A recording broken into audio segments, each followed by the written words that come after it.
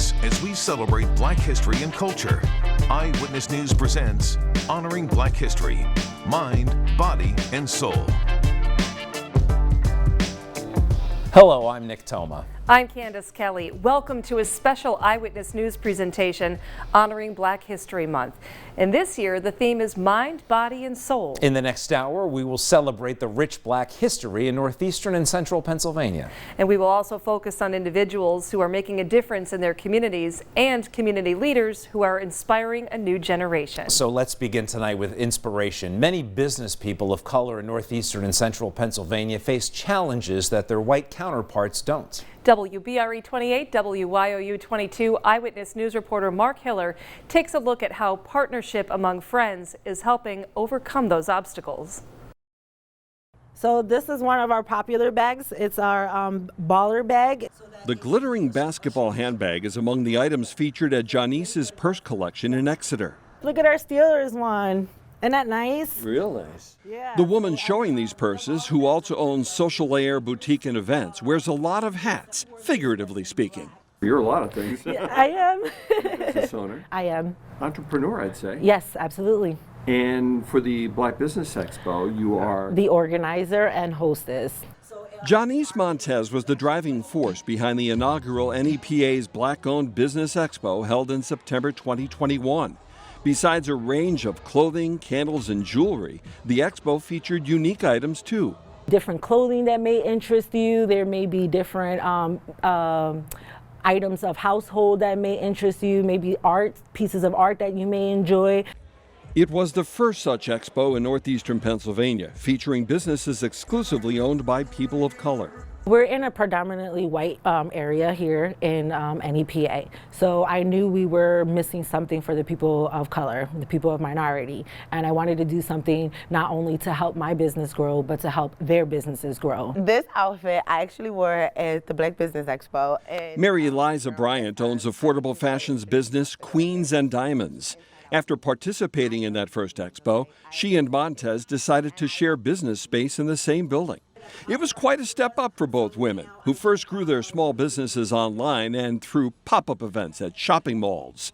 The expo did for them what it did for several others. A lot of those businesses then gravitated and then turned into brick and mortars within our local areas. So that is very ideal. That shows the growth that it is given and the growth that it can give to future businesses. I do pickle bread, I do roasted tomato pickle. Brock's Fresh Bread owner Brock Vini bakes more than 150 varieties of bread. He not only participated in the first expo, but also helped organize it. This puts light on the resources that you have to run your business, and get people to know who you are, what products you have.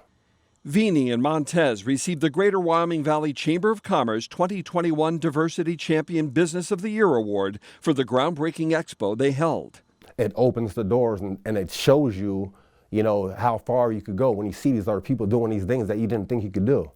Vini, Montez, and Bryant have teamed up to plan the next NEPA's annual Black-Owned Business Expo. It's happening the last weekend of August at Mohegan Sun Pocono. Last year it was one day and we had 73 vendors, so I'm hoping to double the vendor amount, being that we have 2 days now, so quite a bit of growth. And quite an opportunity to bring a boost to a growing business community. Mark Hiller, 2822 Eyewitness News. The Black-Owned Business Expo is happening August 27th and 28th, Mohegan Sun Pocono. Head to pahomepage.com to learn more about that and some of the businesses participating. Still ahead, a woman who faced incredible odds, a former slave who became one of Williamsport's first philanthropists. The story of Mary Slaughter and how her legacy lives on today. And later, 50 years ago, a powerhouse Little League team from Gary, Indiana took South Williamsport by storm. We'll hear from one of the team's players on how the experience changed his life.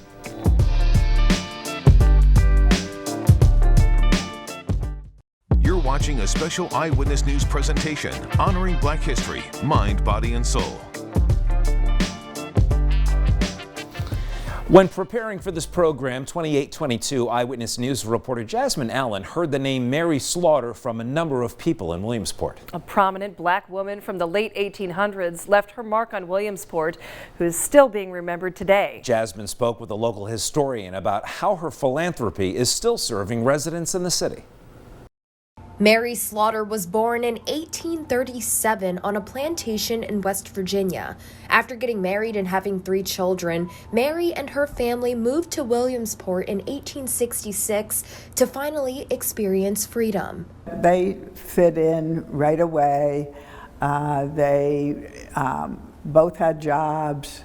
Her husband, William, was a janitor and a blacksmith.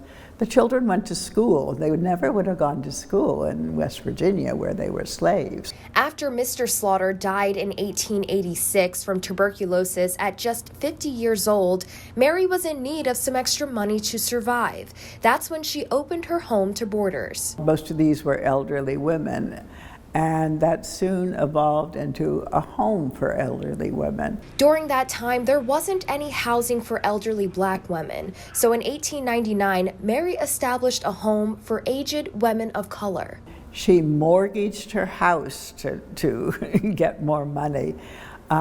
She, eventually built the whole complex, a whole new building. As a slave, Mary never learned to read or write, but that didn't stop her. She was very determined and advocated for funding for her home from political leaders. She went to Harrisburg, and she met with the House Senate Committee, and she got the home for the elderly colored women called a charity. And so it got state funding. Mary passed away in 1934 and is buried at the Wildwood Cemetery in Williamsport. The home was running up until the 70s. It still stands today and is located at 124 Brandon Place. It's currently an apartment complex. Now, more than 100 years later, Mary's legacy is still remembered in the community. I just have great admiration for her, using her gifts to support the community in that period of time. So that's how I think of her. In Williamsport, Jasmine Allen, 2822 Eyewitness News.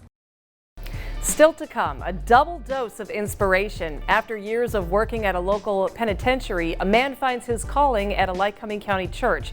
How he now shares the Word of God with his community. I'm really appreciative of my time with the Bureau, but I'm also appreciative of my calling. And we know Faith Lane from our PA Live Kitchen segments. Coming up, how she opens up her home and shares her faith with young adults, taking them on a new spiritual path in life.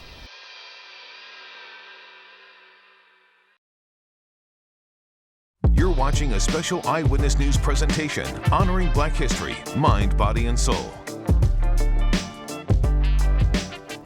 As part of our Black History Month celebration, we're taking a look at local people who have made an impact on their communities. A pastor in Lycoming County fits the bill with a very unique way of connecting with members of his church and the community. WBRE 28, WYOU 22 Eyewitness News reporter Jasmine Allen tells us more about his experiences in the church and how his congregation spreads positivity throughout different neighborhoods. Marwin Reeves has been an important member of Williamsport's community for years.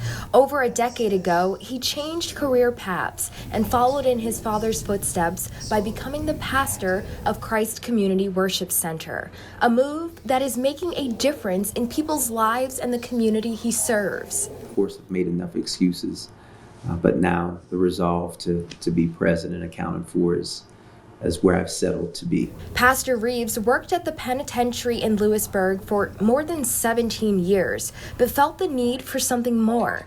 He says he was called to preach the Word of God. I'm really appreciative of my time with the Bureau, but I'm also appreciative of my calling. He has found a unique way to connect with the community.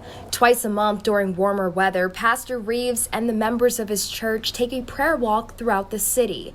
Along the way, they pray and share words of encouragement to anyone passing by. Their outreach doesn't stop there. They also help keep their community clean by tidying up and picking up litter along the way. It's not just prayer walking, it involves our food pantry and individuals within a maybe 4-block radius, north, south, east, and west, that can engage a church in the city. There aren't many black pastors in the surrounding area, which is why Pastor Reeves believes having positive representation is crucial. We have a call to sow into that in some way, civilly, spiritually, financially, in order to make a difference in the lives of those that we serve here. This year, the church members plan on continuing to connect with youth at several local schools and colleges. If we can do that, I believe that we can become instrumental in impacting the next generation. In Williamsport, Jasmine Allen, 2822 Eyewitness News. When we come back, life isn't about where you start, but about where it ends. A Lackawanna County man is making his mark in the community as the first African American to be elected to office in the Electric City. And we'll share Ty Holmes' story of grit and inspiration. And we remind you that you can learn much more about Black History Month on pahomepage.com. You're watching a special Eyewitness News presentation honoring Black history, mind, body, and soul. Enduring adversity is something a Scranton School District director has had to deal with his entire life. Ty Holmes is the first African American to be elected to an office in the city of Scranton. WBRE WYOU Eyewitness News reporter Cody Butler shares his story. Ty Holmes is a retired veteran. The Sergeant First Class spent 25 years in the military, 10 with the Navy, and the last 15 with the Army. He recently sat down with me, opening up about his life. Who is Ty Holmes? I think the best way to describe Ty Holmes is someone who just wants to help people. It started at a very young age for Holmes. I was given an opportunity at the age of 6 to be adopted after being born to both parents drug dealers, drug addicts. Holmes shared his early memories about his biological parents. Not taking care of me at all in any shape, way, or form, and my lack of development and issues from abuse. It was his adopted parents that helped set Holmes on a path to success. Life isn't about where you start, but about where it ends. In retirement, Holmes sits on several boards in Scranton and Lackawanna County, trying to make a lasting impact on the community. In 2021, Holmes was the first African American to be elected to a public position in Scranton's history. With some of the experiences that I've had in these multiple countries that I've served in, and not only that, some of the communities across the United States, I was going to bring a different perspective. With his experience, Holmes wants to make a difference for 10,000 students in the district, especially those of color. What made you run for Scranton School District Director? I wanted to be a voice that I could, sit on this board and say, are we really paying attention to all of the kids of the school district?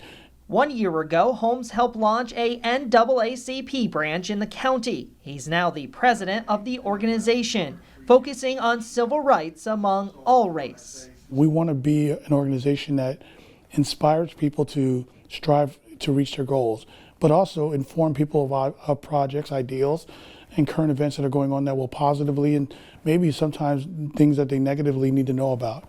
At the end of the day, Holmes says it's about being inclusive, working together, and ending any stigmas on race and religion.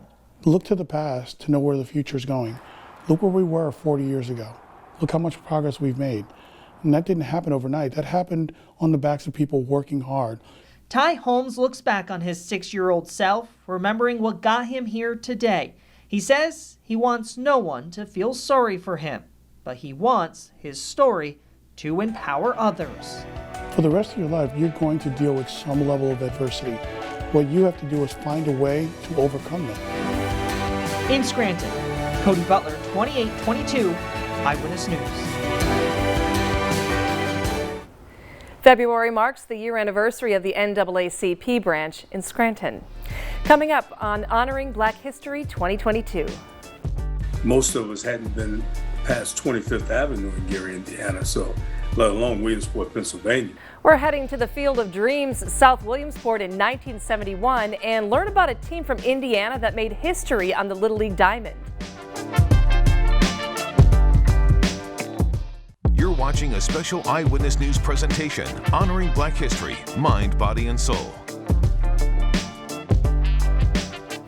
Coming up in late summer, South Williamsport will host the 75th edition of the Little League World Series. 50 years ago, Anderson Little League from Gary, Indiana, made it all the way to the championship game. Little League's creative department recently made a video about that team made up of all African-American players. The award-winning video features former Major Leaguer Lloyd McClendon, who was a 12-year-old phenom back in that 1971 World Series. WBRE WIOU photojournalist Joseph Butash takes us back to the summer of 1971.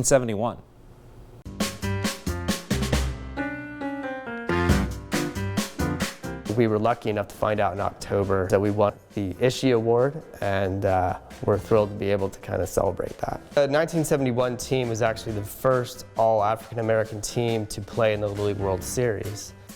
Little League was invented in 1939, held its first World Series in 1947. The Anderson Little League from Gary, Indiana made it to the championship in 1971. Even then, they were ball players. That's how they kind of looked at it. And I think it was years later for them where they really started to realize, oh, this was a big deal, particularly for people in their community. I recently spoke with Lloyd McClendon, former Major Leaguer and member of that 1971 all-black Little League All-Star team. Well, you know, it was only 50 years ago, so I'm getting a little absent-minded now. So, but I mean, obviously, it was a great experience.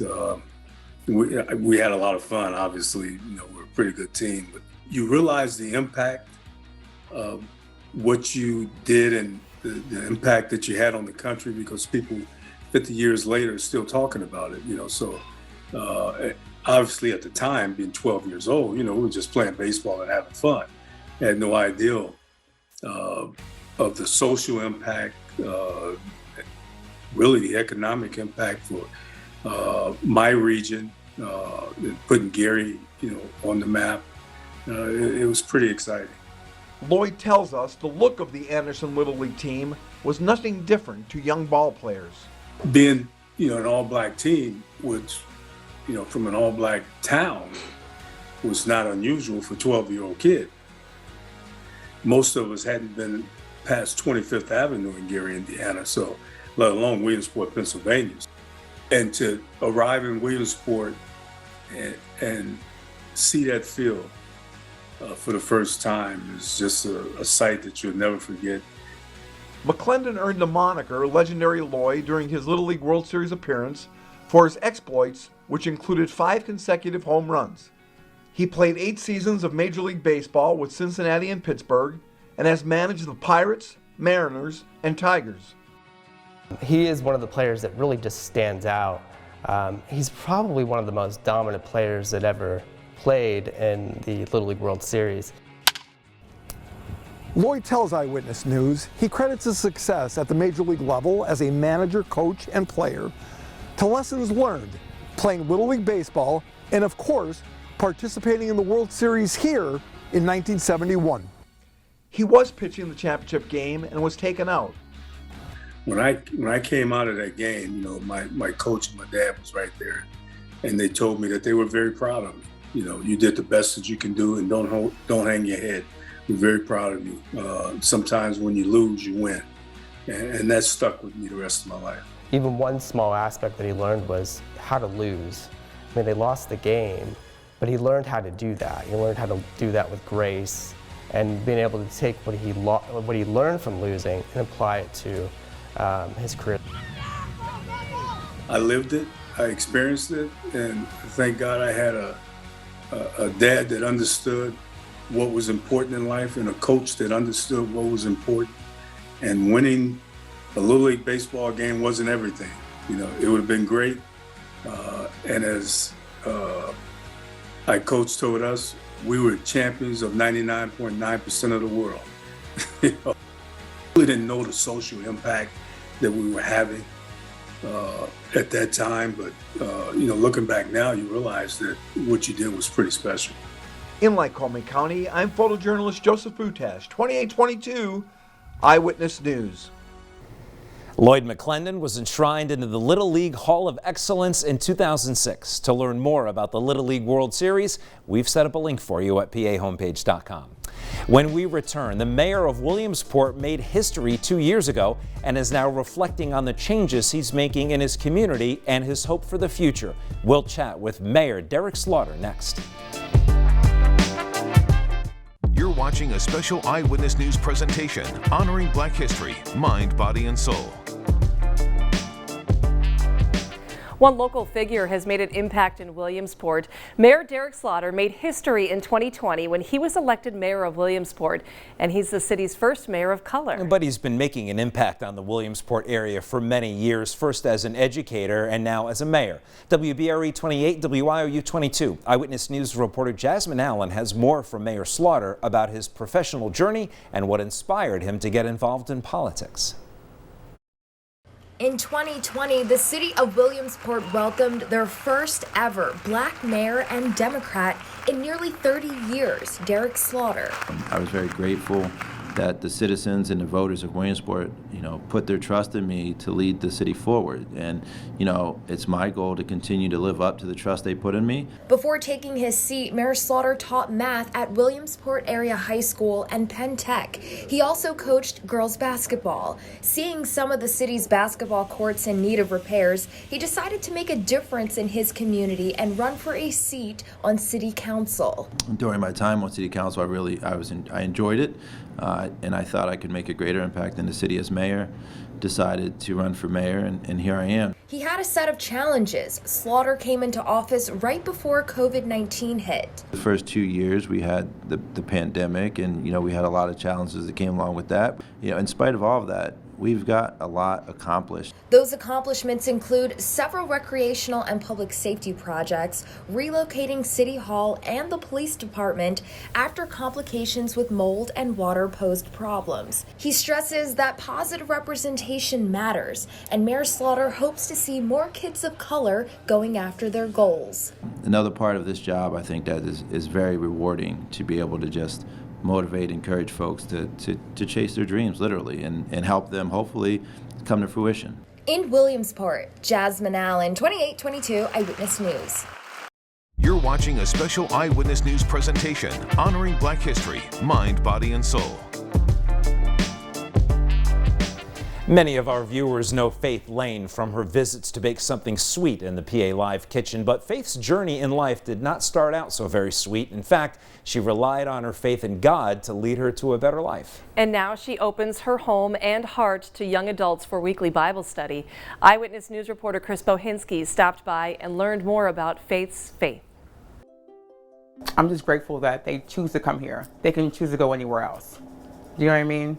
But they're here. And that's a good thing. Once a week after school, substitute teacher Faith Lane cooks a meal for her children and their friends. They aren't here to talk about football or TikTok or the latest viral craze. They are here to talk about God. Anybody at any stage of their faith to come. Anybody. The group, led by Braylon Evans, is a safe space for teens. Their invitation to discuss anything that is on their minds mirrors the love Jesus has for all. So if we take that same approach by being kind and gentle and loving toward others, as Jesus was toward us, then it won't push anybody away. It will just draw them in. It will attract them in. It happened in this house. And so I spoke to them about them being like a better person and trying harder. And being a product of their mother's love. They came downstairs and went to the Bible to start doing Bible study. From there it grew. There's a lot of people that are broken, a lot of people that are hurt, and a lot of young kids that are wandering. They don't know where to go. They go to drugs, money, sex, whatever they can get their hands on to make them feel something for a moment. And to make that pain feel like it's not there. And God can take all of that away in a swoop. There's no prayer in schools. That's sad to me. Those kids need a strong foundation. You never know what people are going through. So if somebody thinks that they're alone, they're probably not. Most likely they're not alone. Because I've been through a lot of stuff and I feel like I can relate to people. So I like to share my story. I was one of those kids one day. That was me one day.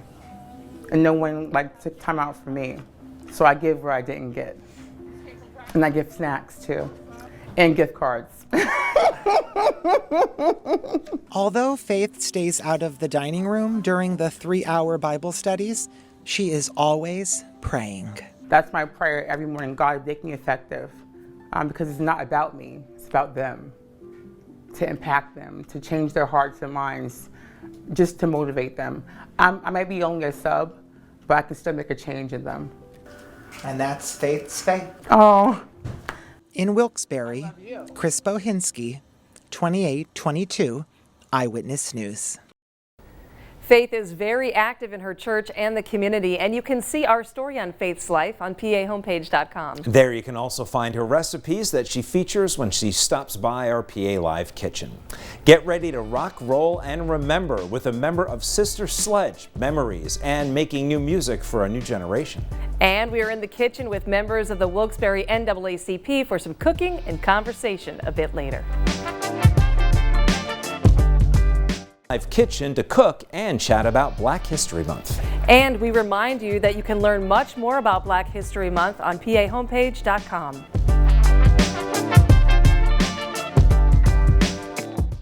You're watching a special Eyewitness News presentation honoring Black history, mind, body, and soul. The Wilkes-Barre NAACP welcomed a new president last year, and it's been a busy first year working to bring the community together. 2822 Eyewitness News reporter Nicole Rogers met with members of the local branch in our PA Live kitchen to talk about the importance of the organization in our community and food that's good for the soul. Chicken and waffles. Just one of the dishes Jamel Caliste is known for when he is a guest chef at EMMYS Lounge, a Luzerne County restaurant known for its southern cooking. He stopped by our PA Live kitchen to cook and chat. It's good for the soul. That's why it's called soul food. And that isn't all he's known for. Caliste is the president of the Wilkes-Barre NAACP, the youngest person to ever hold that position. The NAACP has been here since 1930. That's almost 100 years. So if an organization like the NAACP can thrive in an area like this, that only means that it has been accepting. To show that community spirit and acceptance, he teams up with EMMYS Lounge for a Sunday brunch full of comfort foods, and everyone is invited. Seeing the different cultures and how we came together on Sundays and sat around the table and made a meal, and how everybody had a part to play in preparation of the meal. So, I mean, for me, it was pretty good. It's a comfort, especially for African Americans. It's a comfort. And to be able to have the cuisine that they're used to and it's cooked in a commercial environment, absolutely. Melissa Rivers is the third vice president of the Wilkes-Barre NAACP. She's also the proud owner of EMMYS Lounge. She says homegrown cooking is a top priority. I really incorporated that, like, with my restaurant to make sure that you feel and understand, like, what, soul food is. Her family recipes come straight from the heart of Alabama and generations of struggles and perseverance. For my grandmother, forget it. I mean, she struggled for just her piece of land, kind of thing. Then, my mother was kind of seeing what was wrong and was in that struggle of, like, how do I get out of this? So that was good for me to have the confidence to even do what I'm doing today. Both Rivers and Caliste say Black History Month is a time to not only look at the progress that has been made, but to have conversations about where we go from here. I celebrate Black History every day of the year, but more so in February. There's a lot of programming, a lot of different things that go on. So Black History Month to me is just a month-long celebration of just how far we've come and how much more we have to go. Nicole Rogers, 2822 Eyewitness News. And we've set up a link to the Wilkes-Barre NAACP on our website, so you can keep up with the group's events throughout the year. Thank you for joining us for this special presentation honoring Black History Month. We hope you've enjoyed all the stories and the achievements and accomplishments of those in the Black community in northeastern and central Pennsylvania. And we have more stories to inspire you on PAHomepage.com. And for everyone here at Eyewitness News, I'm Candace Kelly. And I'm Nick Toma. Thank you for watching.